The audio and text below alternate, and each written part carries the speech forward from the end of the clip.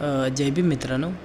आपण बघितलं तर नुकतंच काही वर्षापूर्वी आपण बघितलं तर कोरोना नावाची जी महामारी आली आणि या काळामध्ये जो अ, मुंबईकर होता किंवा जी शहरीकरणामध्ये राहणारी लोकं होते, ती झपाट्यानं आपल्या गावाकडे गेली आणि कशा प्रकारची दयनीय अवस्था प्रत्येक ठिकाणी आपणाला पाहायला मिळाली. त्याचबरोबर आता जे इराण आणि जे इस्राईल आहे, अमेरिका असेल, यांच्यामध्ये झालेलं जे युद्ध आहे, या भीतीनं देखील माणसं तशाच प्रकारे आपल्या गावाकडे निघालेले आहेत.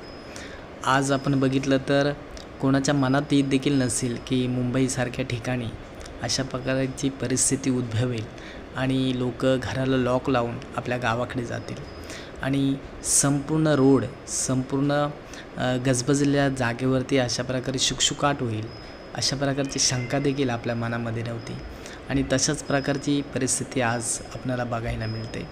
आणि म्हणून मित्रांनो, मला सांगायचं आहे की बरेच सारे जे बाबा आहेत, बुवा आहेत, भोंदूबाबा आहेत, ते आपल्या प्रवचनातून, कीर्तनातून अशा प्रकारचं एक दैववाद तुमच्यापर्यंत पोचवण्याचं काम करत असतात.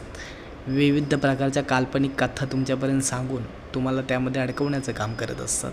पण त्यांना हे सांगता आलं नाही की अशा प्रकारची एक महामारीसुद्धा भारतामध्ये येणार आहे.